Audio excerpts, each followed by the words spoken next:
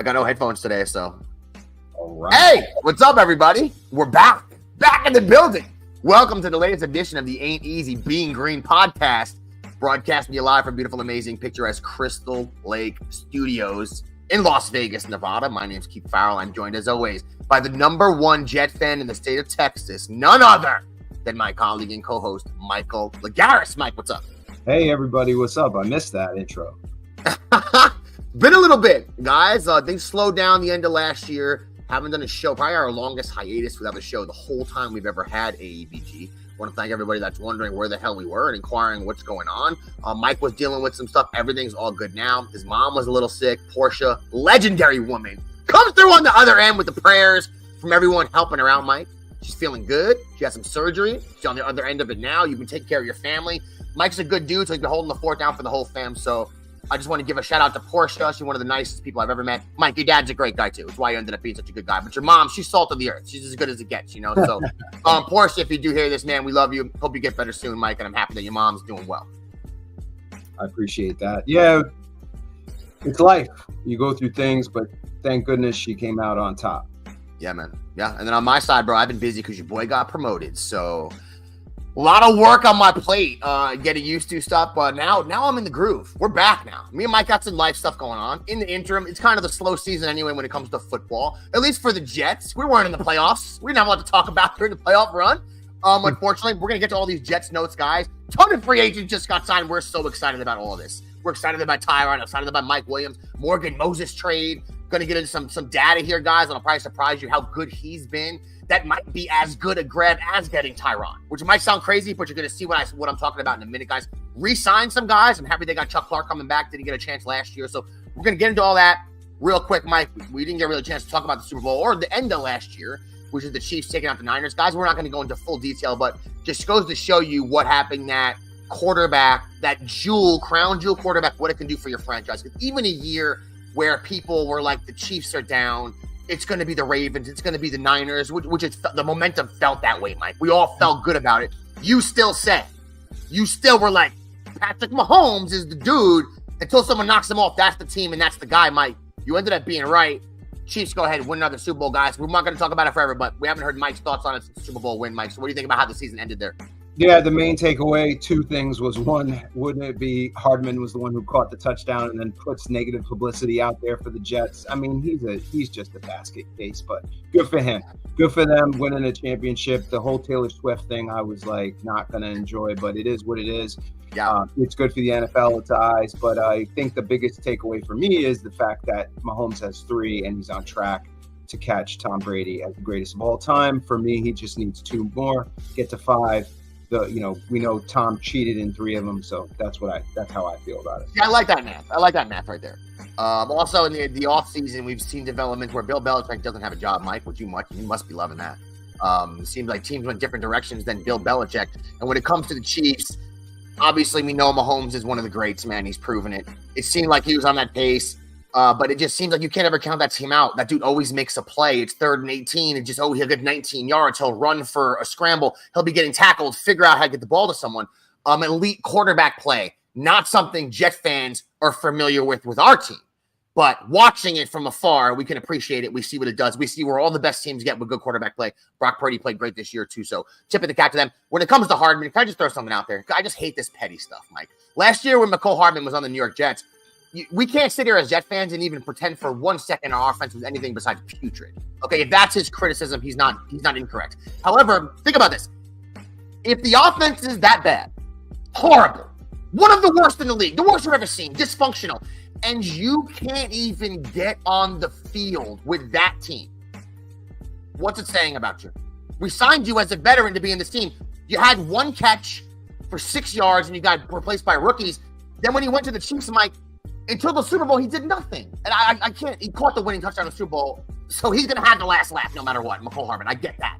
But, I mean, you're looking at games where he had 1 catch for 3 yards, Super Bowl playoff games, they didn't even throw the ball to him. So he's not someone that really impacted the team in any way until the biggest moment of the year. So you got to give him credit for that. But it is kind of petty the way these guys nowadays take shots at team. The Jets are what they are. The offense is what it is. But, I mean, Garrett Wilson figured out a way to be productive, right, Mike? Yeah, another guy who was taking shots always was Jamal Adams, and look what happened to him.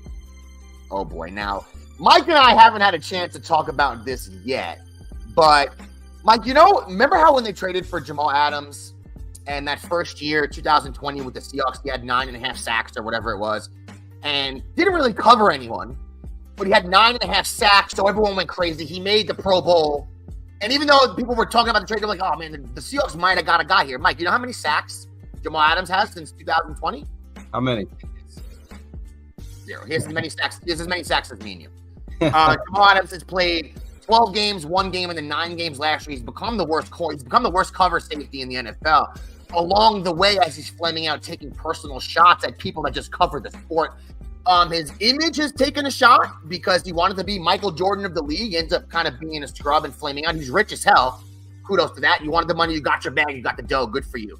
But when it comes to players on the field, in 20 years, no one's going to remember who Jamal Adams is. You're just a guy who played in the NFL. You'll have a house, your family will be rich for generational, you'll be rich, and good for you for that, and I respect that. For all the players, get your money. But you're not going to be remembered as a great player because you're not. You're not going to be remembered as a great human because you're not.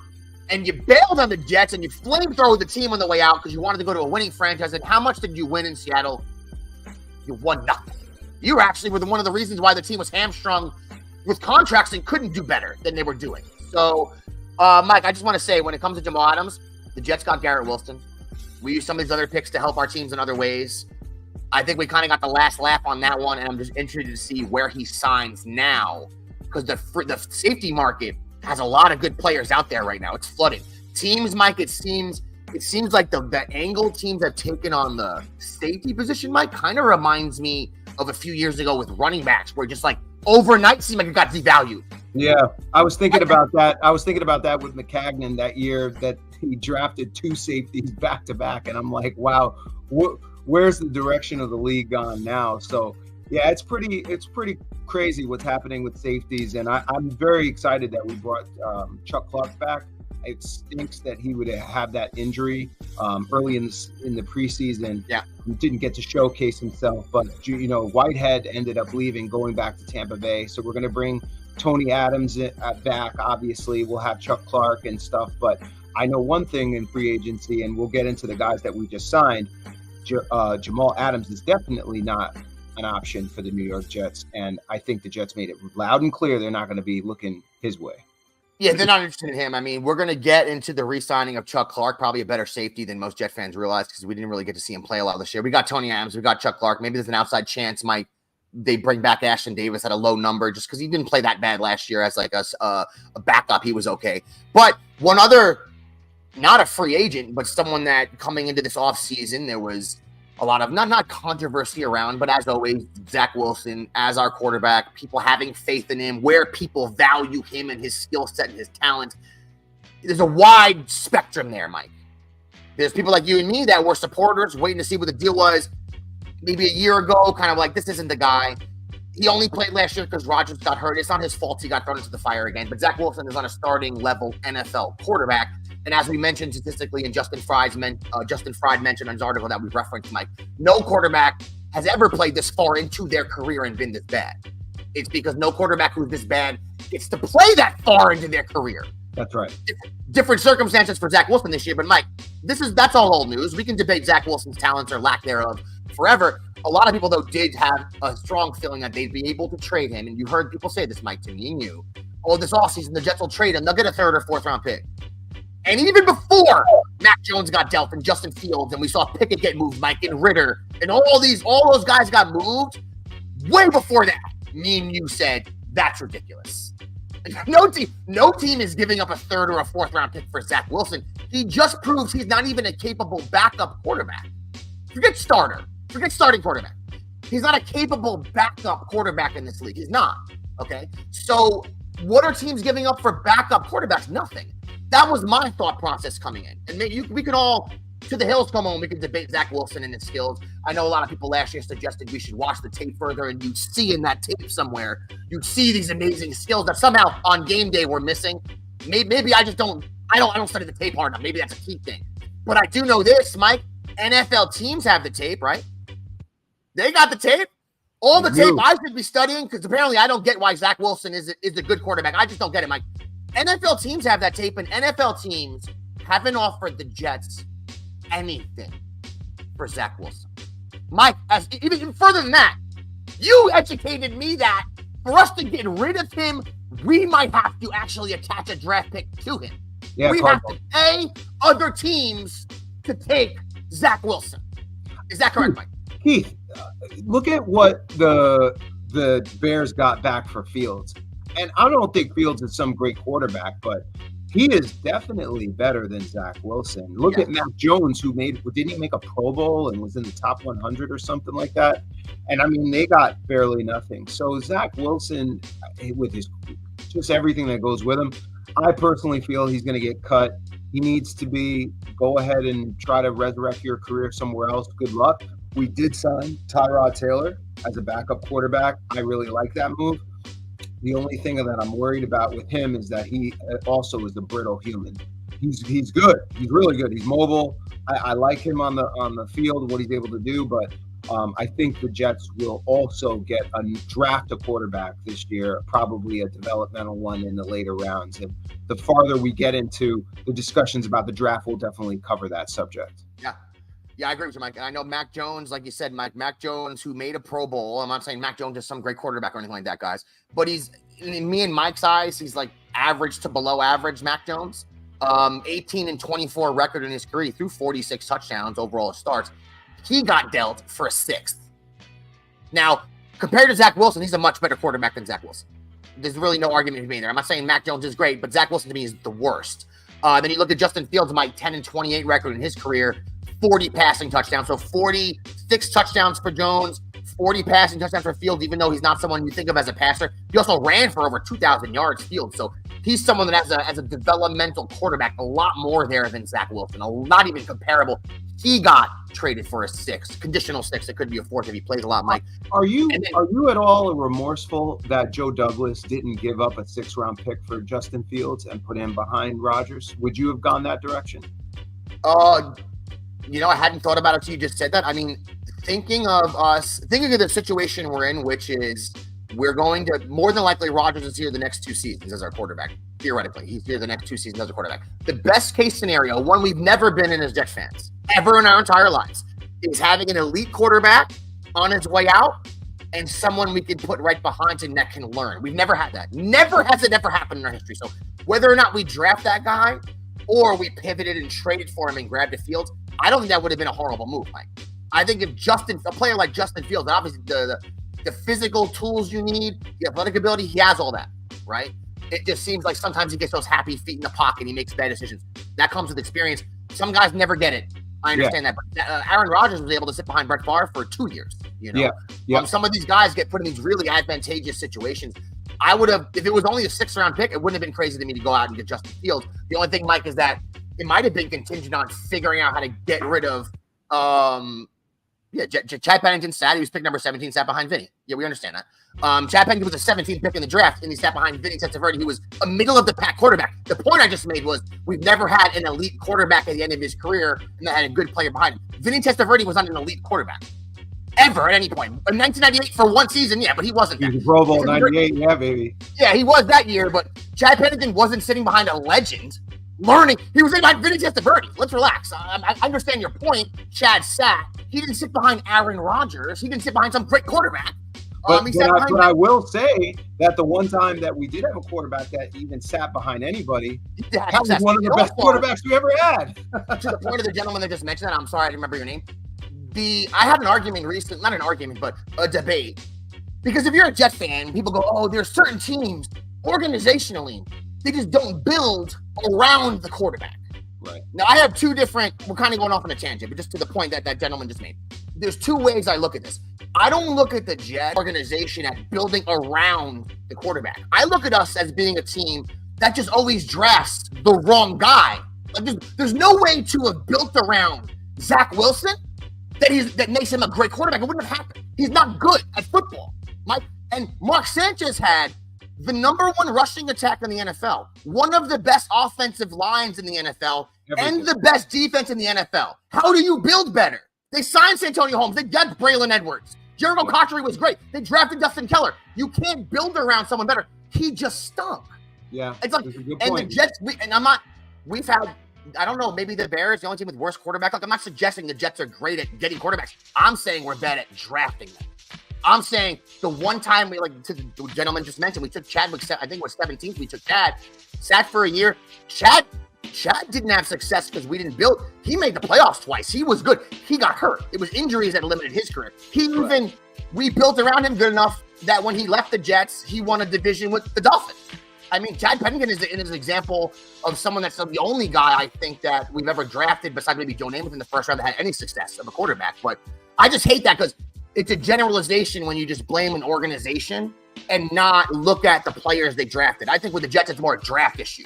But I think when you throw Sam Darnold in the mix, that's the guy I think that's the one example that's like, damn, they didn't do him a solid. Like, what do they do?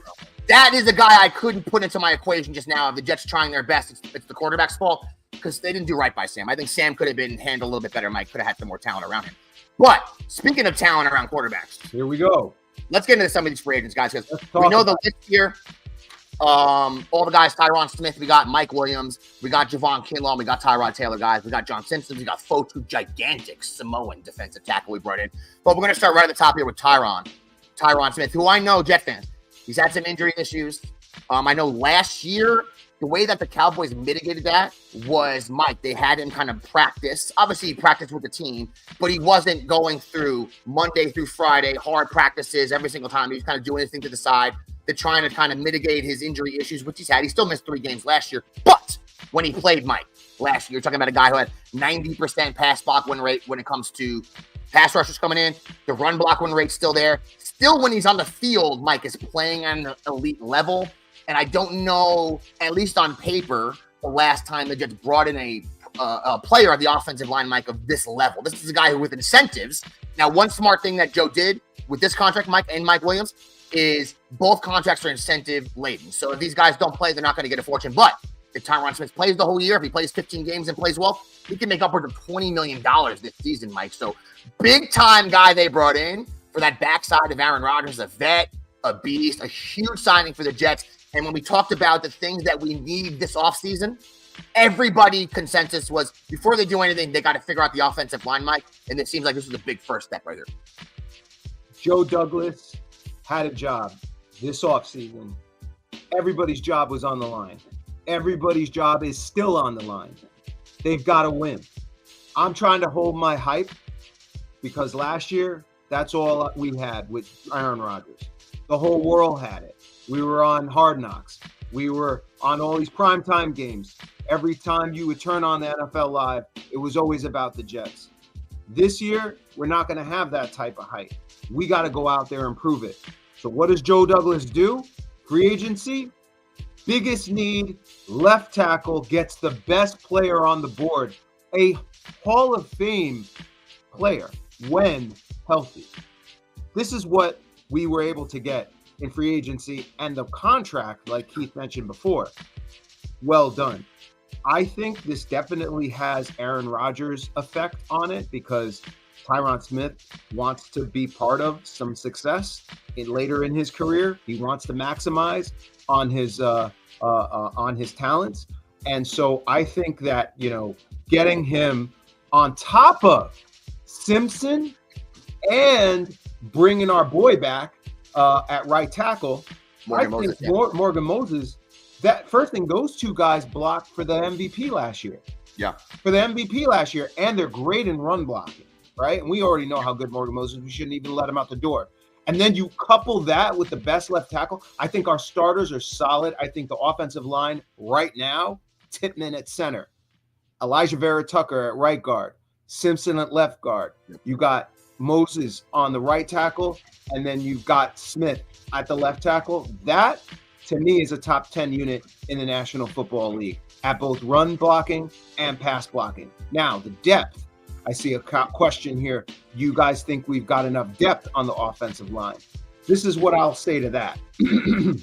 I think we drafted a couple of guys that will be good swing tackles. I think we have some depth there, but I do believe that most likely in the draft, we will get another tackle or a flexible guard to put back there because to the point Keith was saying before about Tyron Smith's health, he hasn't been the healthiest left tackle in the NFL.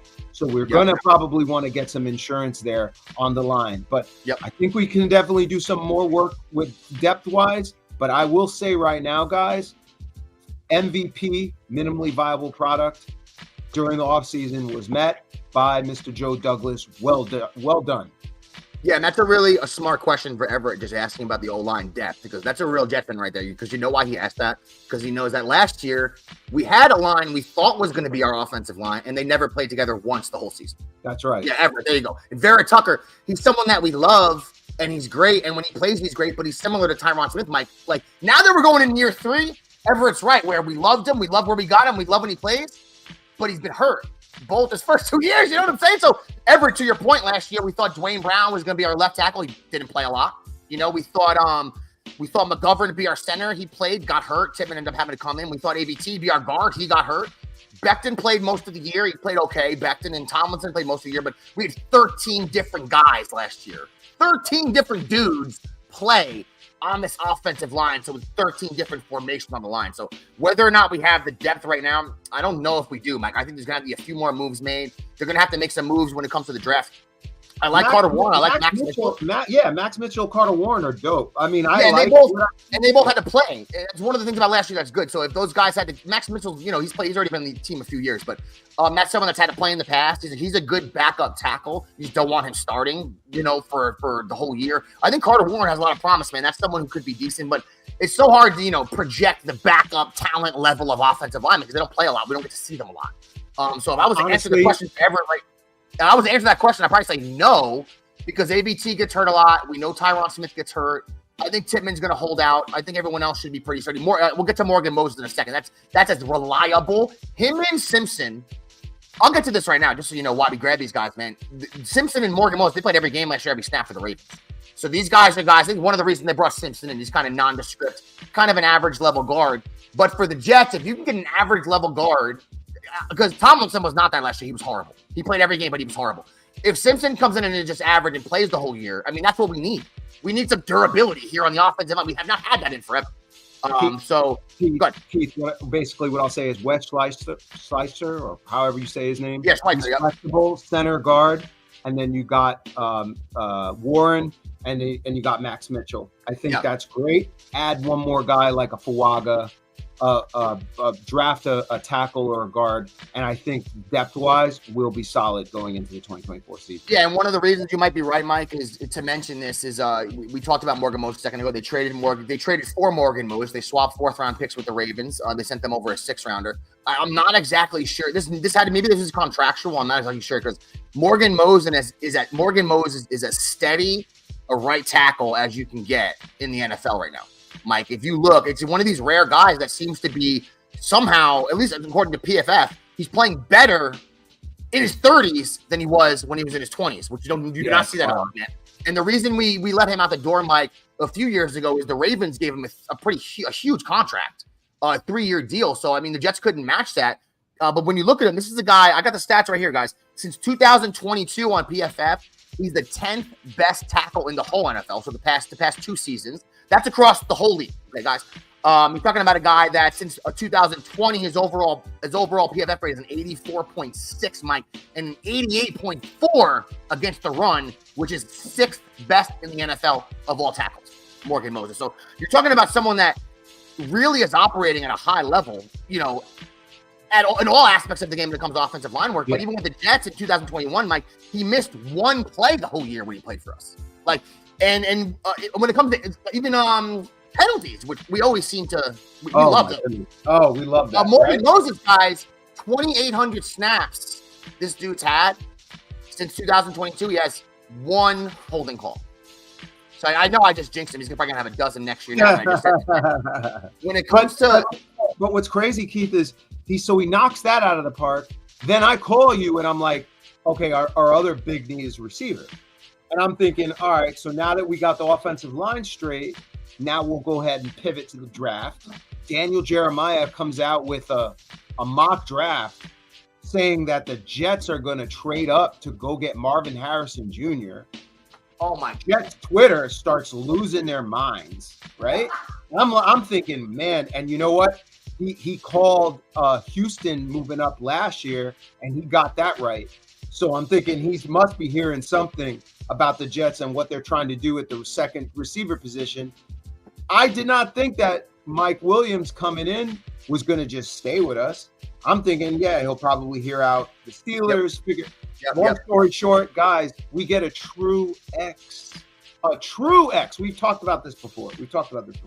Garrett Wilson, you don't really want to put him on the outside. He's dynamic. His cutting ability, his hands, everything. You want him in the middle just terrorizing everybody. But now, Cats can't just focus on him because we have this 6'4"?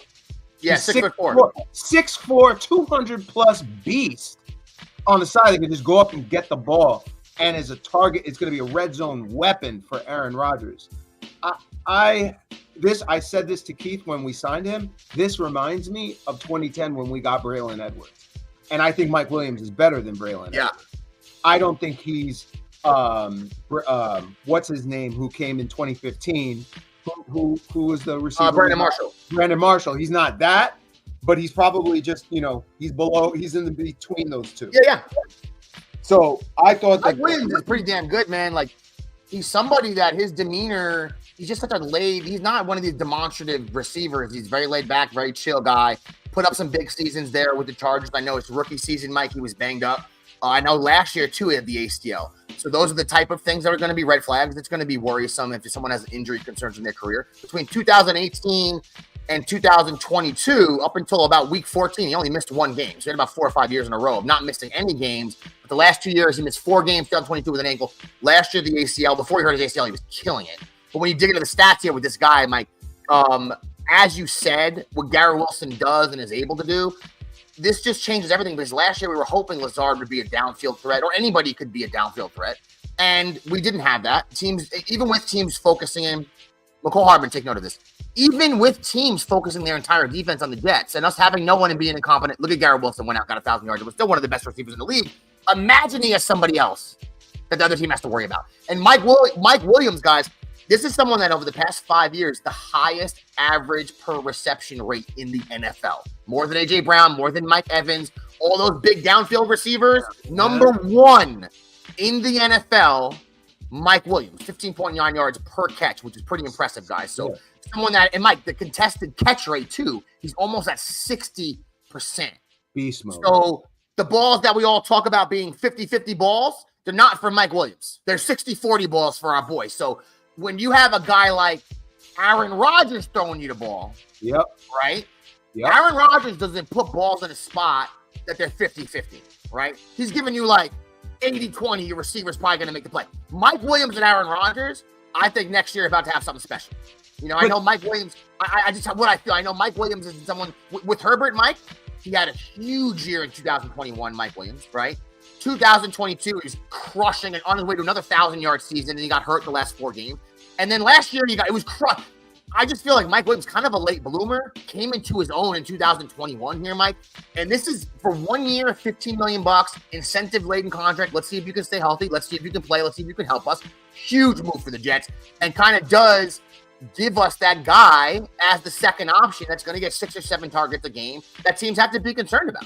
You got to be concerned about it. And look, our greatest weapon last year was Breece Hall. So you're still going to have to worry about him. You're still going to have to try to stack the box. Now you're going to have to go one-on-one with Garrett. If you double team him, then you got, what's his name? Mike Williams. Yep. And who knows what else we might add offensively. Mel Kiper keeps talking, Brock Bowers. Brock Bowers is going to go to the Jets, and he's perfect. He's a receiving weapon. He's blah, blah, blah. We get and we'll talk draft later. Can you even imagine you get a Bowers too? I know. Third down, it's kind of like, what? Like, what are you going to do? It makes so much sense. Like, I think Dustin Keller was a high second-round pick. I might be wrong. That's correct. I think it was second round. And that's the last time I think we invested highly in a tight end. I know the position's changed a lot since I was growing up. I'm 43. But, man, this guy, Bowers, he's – oh my God. Very rarely these kids come in and make an impact at tight end anymore, Mike. That first year, I know Laporta was able to do it last year with the Lions. He was great. I think he's a chance to do that with Aaron Rodgers as his quarterback. Because if he comes into this squadron where you have a Garrett Wilson, you have a Mike Williams there, you have a run game with a running back people have to be concerned about, right? the tight end is the guy that always gets lost in the Knicks there. So I mean, he could have a huge season with the Jets, but we're getting ahead of ourselves. Just getting Mike Williams is exciting enough, guys.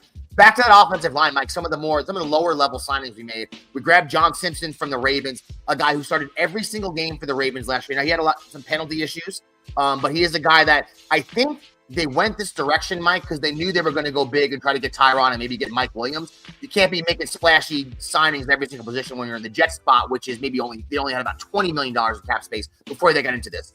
They're around $5 or $6 million now, and like Mike mentioned to me this morning, they can still do some creative stuff with contracts to maybe get some other guys in here. I know you said they were talking to Clowney Mike today, but John Simpson, every game he started for the Ravens last year, we didn't have anybody besides Lincoln Tomlin start every game for us on the line. Everybody was hurt. So that durability is going to be very helpful. Pass block, Mike, he's pretty average. Run game, though, he's pretty decent. 6'4", 330. It's had him 2 year deal, $18 million. So this is somebody that's going to be a starter for us. That's starter money right there. And I think they pretty much, within a week, took 60% of the offensive line and just completely revamped it. I mean, that's what we did here. We kept two guys, and EBT, we have a lot of faith in EBT, but like Everett mentioned, man, we see this guy stay on the field, and I think he'll be great. But Tittman, we have faith in, but we're going to have 3 new guys next year for Aaron Rodgers. I know Moses is 33, Tyron Smith's 33, but these are vets that have been in the game for a while, man. They know what to do. They're going to be communicating with Rodgers, and I think this line, if they could just stay together, Mike, and get some continuity here, I mean, they have a chance to be pretty decent. Like you said, I think you said top 10 in the NFL. I think especially when it comes to pass protection, they should be pretty good. It seems like these guys, all of the guys that we got are pretty good in pass protect. We'll see how they do with the run game, Mike. But John Simpson, another good plug-in guy. And I think somebody might, throughout the year, might not be flashy. He's an O-line guy. We'll be able to at least rely on him to start mostly every single game. Reliable, really good in the run game. And again, the approach, Breece Hall, this offense is running through Breece Hall. Even with Mike Williams, even with Garrett Wilson, even with Rodgers, Breece Hall is the engine. They will then go in the air to complement. That's how they're building this thing. And I completely agree with that approach because Breece Hall is probably still our best. Breece Hall, guys, next year, and I'm going to be bold, man. Like I said this to you last year, Keith. At the end, I said, next year there's McCaffrey and then there's Hall.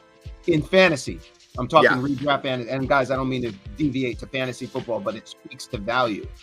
I'm saying that Breece Hall is going to be just air and ground pound. That's what we're going to be getting from him next year.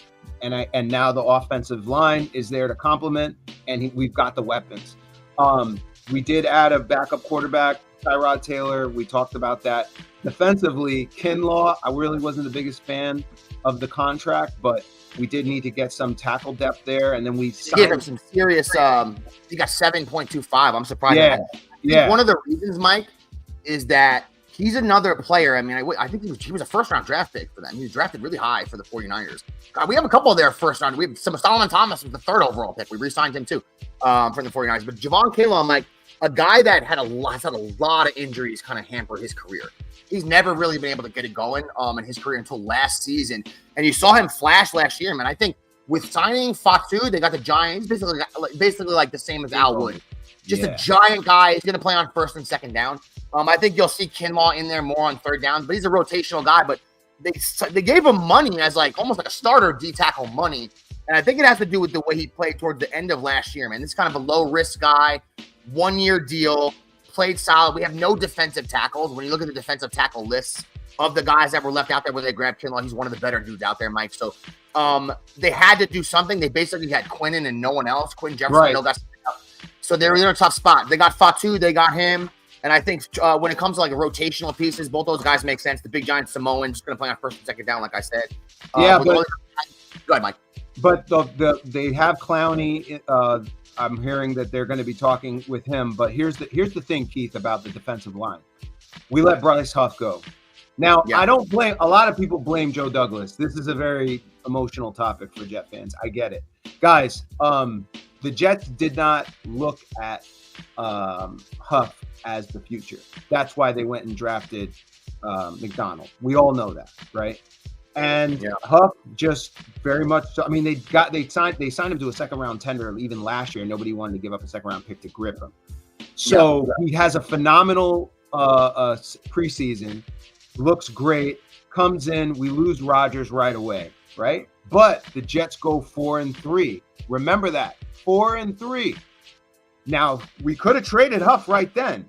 And that's what a lot of people are pissed off about when we got to the trading deadline. Why didn't we just go trade him for assets? Joe Douglas was like, look, my team is 4-3. We're fighting.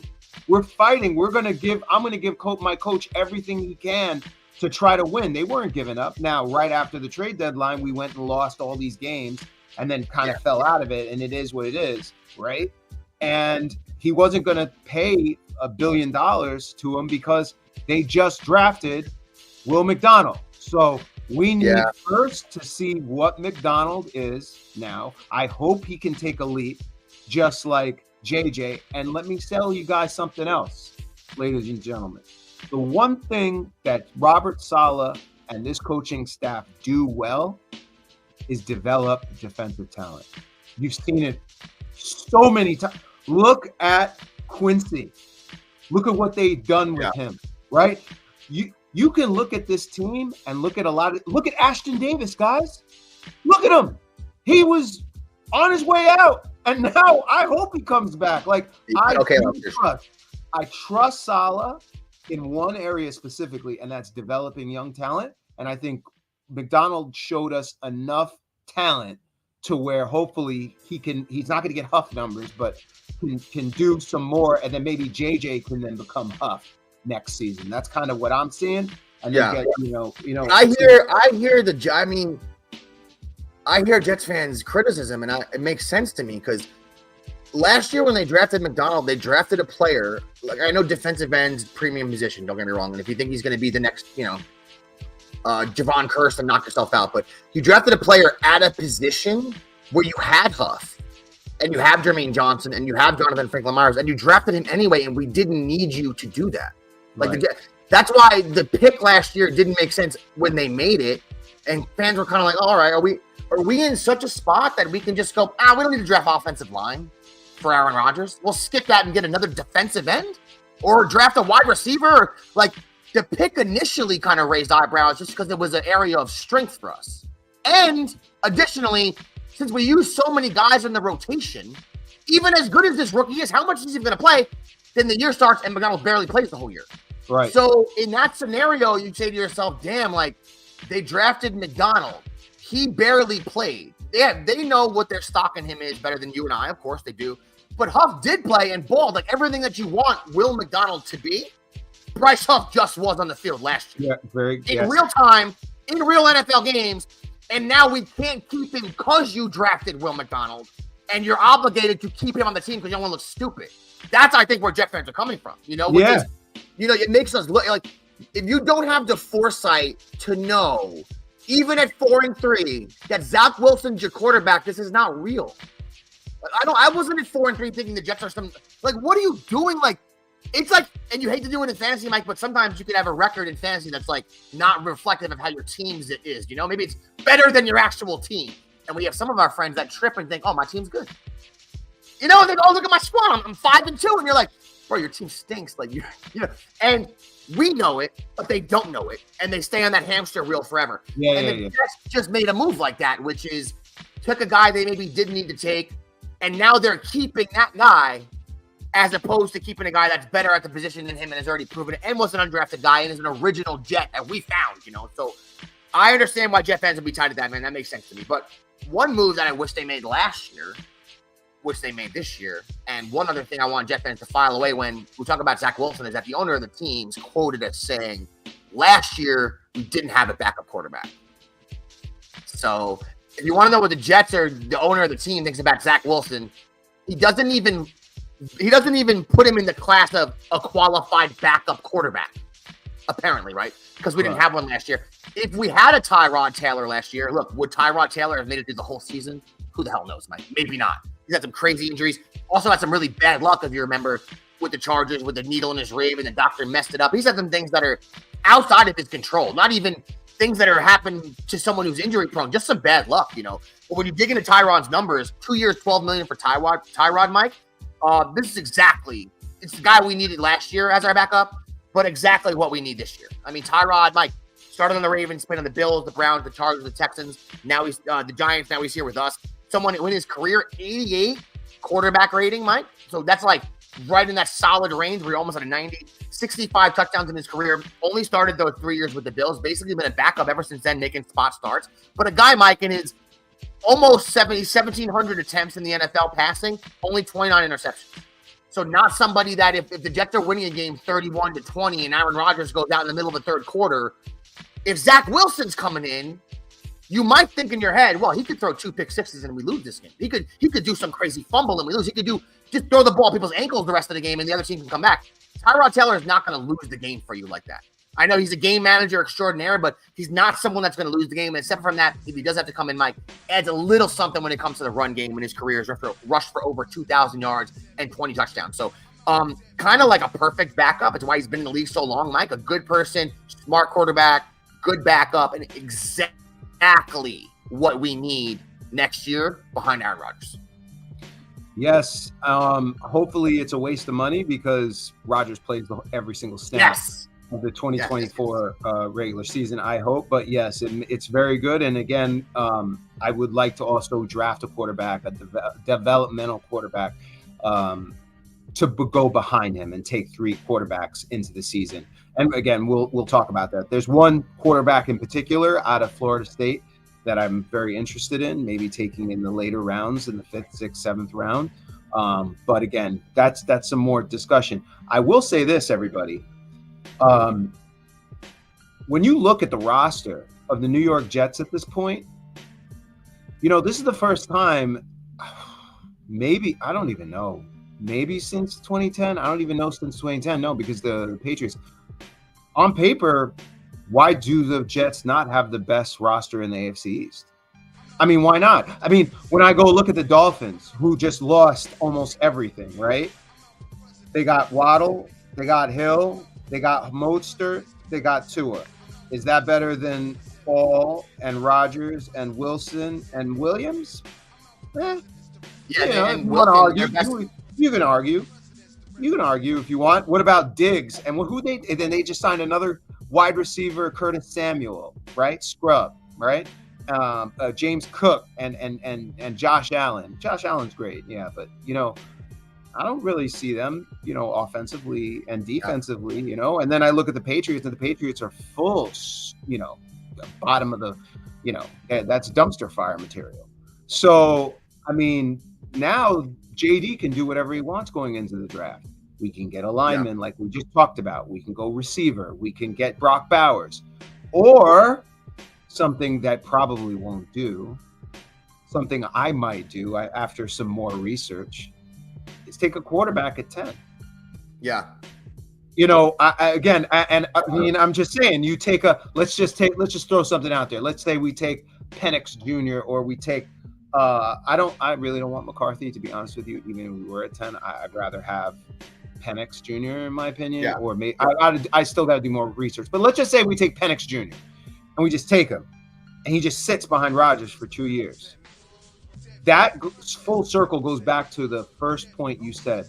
We have never had an elite quarterback where a backup young quarterback could sit behind really 2 quarterbacks and just sit there and learn and absorb.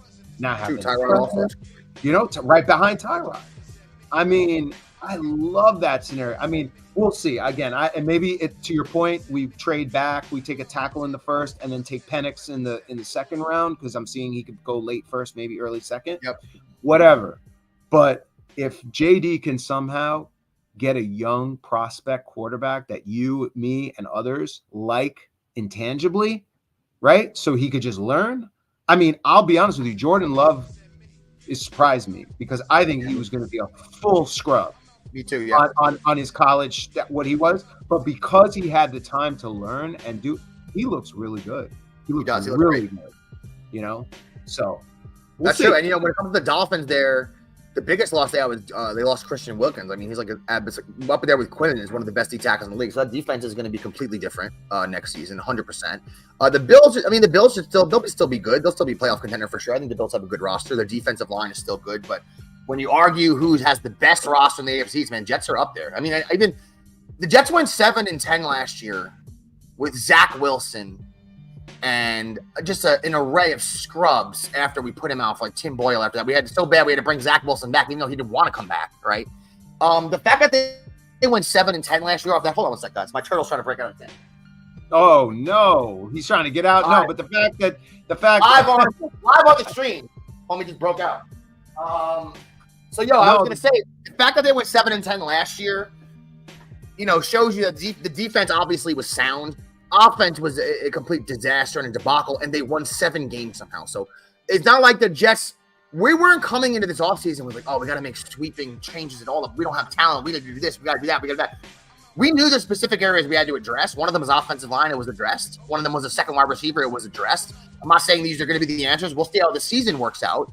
But Joe Douglas, to me, did what he had to do here, Mike. And I think that the roster at least is going to be as talented as it's been in a long time, especially with the very top that's going to be Aaron Rodgers. Even special teams. I mean, Morstead was one of the best punters in the league last year. We re-signed him.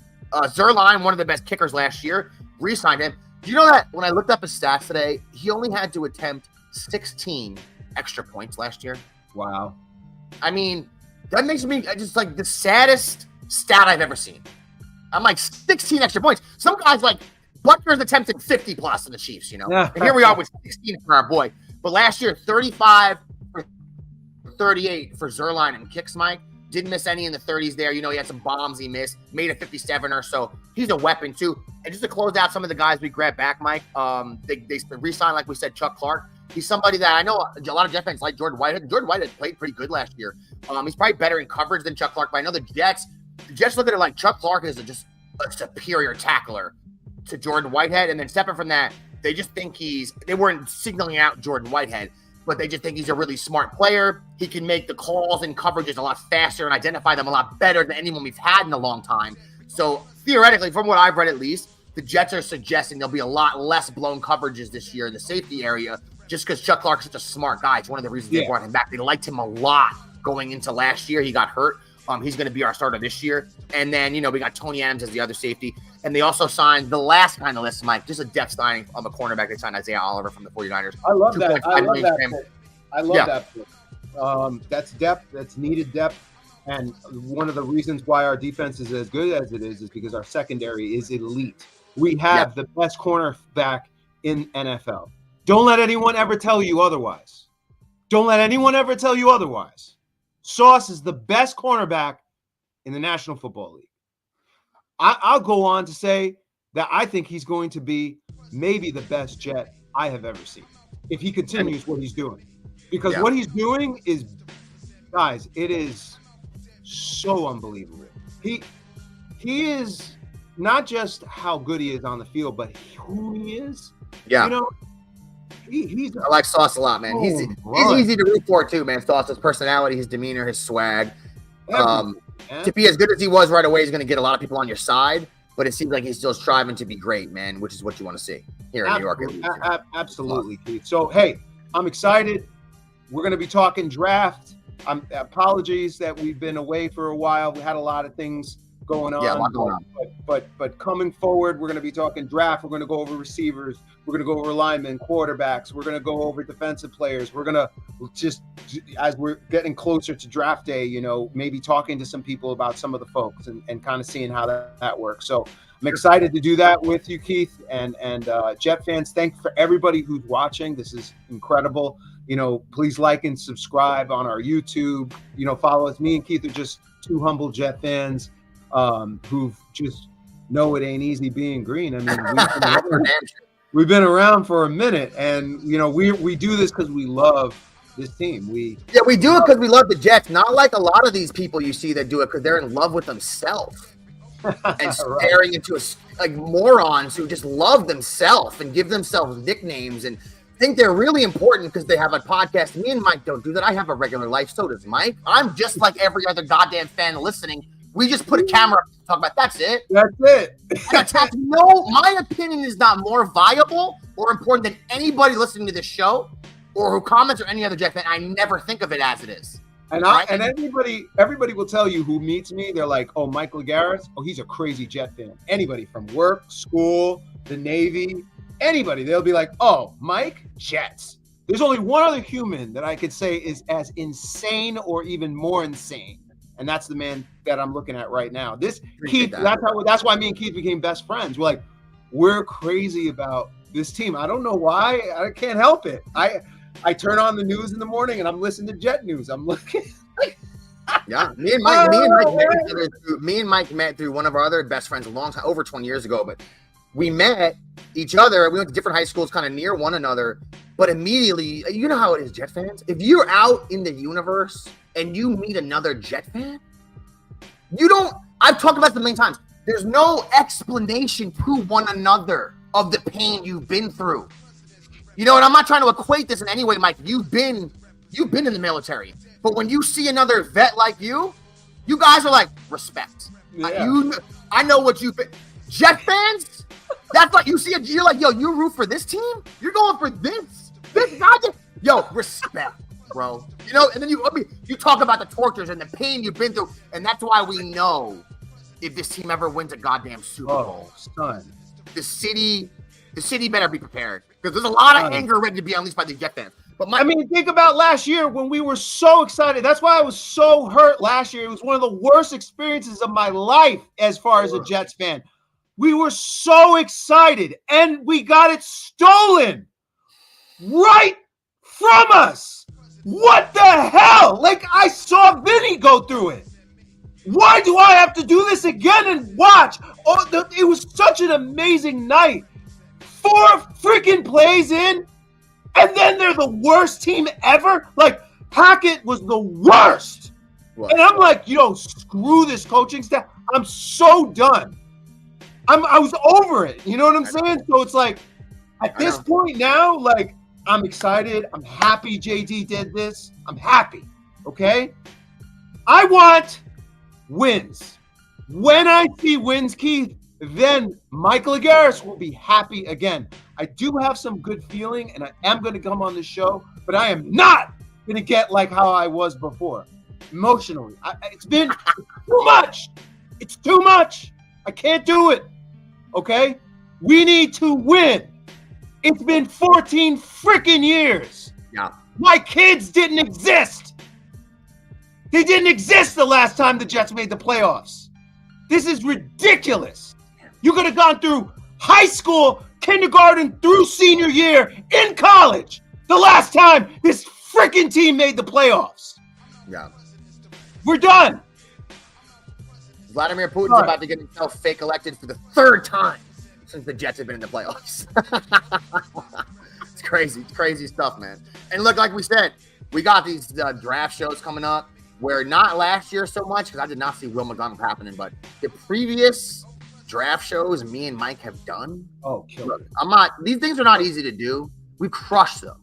Jeff, take my word for it. We have for years picking the guy that we end up taking. We've done a great job of this, Jeff. And you called Becton, remember that? No, you and Breece Hall was called. And Elijah Vera Tucker. I mean, we're all over it. So, if not for nothing else, Jet fans, when it comes to these draft shows, we have good insight, and we've had a good finger on the pulse of what the Jets are going to do, Mike and I. So those are a lot of fun to do. We're not experts, but what we are really strong fans, and we take all the analysis, and we know what the Jets have done in the past, and we can kind of figure out the feel of where they're going to go. Yeah. And we've been pretty.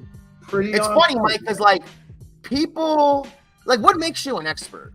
Right? Like, if you have a podcast or write an article or say you cover it, whatever, like, it doesn't mean that your opinion is an expert opinion or it's going to be 100% correct or whatever the case may be, or it's more valid than other people's. I know you've been in Twitter battles and had some of these clowns, and I forgot what this moron's name was from Australia, but like, all right, mate, hi, look how many followers I got. You can't even speak to me, bro.